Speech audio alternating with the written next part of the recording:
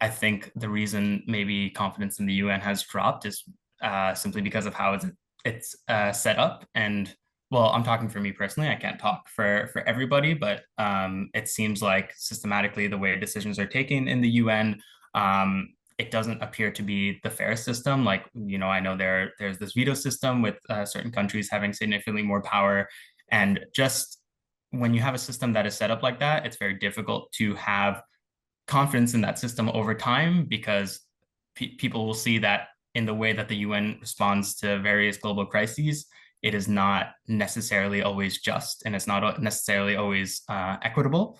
I share a lot of the sentiment that Ronit had shared. I think that it's very hard for youth to connect with the UN these days. It somehow feels quite intangible because there's so many youth, as we've established, that have this desire to make a change. And the UN has always represented this organization that can embody that change, that can stand up for justice. And somehow recently that maybe that action or that like actual um meeting these sort of ideas or expectations of the UN are falling rather short. And I maybe speak from more of like an internal perspective when it comes to, wanting to do an internship at the UN or work for UNIDA, UNDP, or any of its subsidiary bodies. It's very difficult to actually tangibly reach them because there's a lot of nepotism within those circles. And I think that's something that very, very aware and unfortunately hasn't changed.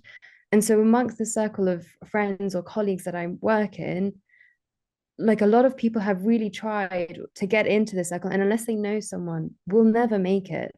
And even the internships are like actually quite unsustainable because they're voluntary, as in the UN perhaps just doesn't have the funding for it. It means it's limited to a lot of people who have the funds to support themselves whilst they work, right? So it means that already like it's a very specific group of people who perhaps aren't representative of the larger issue and the larger reality. And this is the same for a lot of the like regional conferences with UNDP, where friends of mine who are representing, for example, the Balkans often have shared that the youth that go there are like somebody who works for the UN child and not necessarily someone who actually has experienced the problems of that reality or someone who actually shares the challenges that are faced to day by those youth.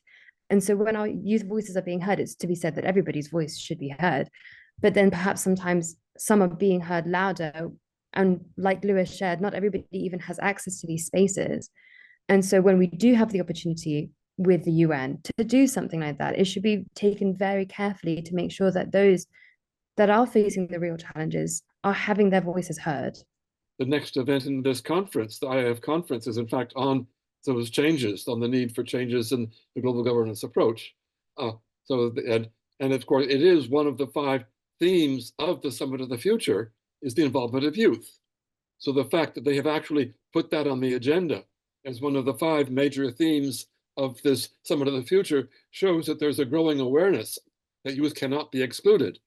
And I think that's really where now it's for young people to leap at those opportunities. The doors are going to be opening. There are going to be ways of getting youth representation at the UN. Youth should join national delegations and be part of the negotiating process. So there are going to be more and more opportunities for youth to engage and to work positively at building that. And of course, as I mentioned, you talk about the larger systemic changes. We also are working on that with both the Global Governance Forum and the Climate Governance Commission. And as I say, we're launching a draft for a second United Nations Charter. One of the recommendations in that is that we should add a 4th pillar to the United Nations, the environment, managing the planetary Earth system, which is not mentioned at all in the UN Charter. And it should be alongside human rights and peace and security and development as one of the 4 major focuses of the United Nations in the future. So we have proposals, and with another Environment Forum member, we prepared a working paper 3 years ago on creating a global environment agency that could legislate to protect the planetary environment.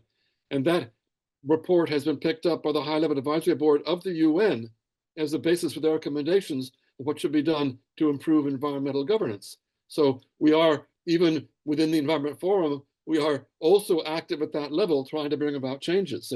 And of course, some of us are getting old now, so we need the youth to come in and pick up and take this further. But the opportunities are going to be there. So be ready to grab them as you go forward.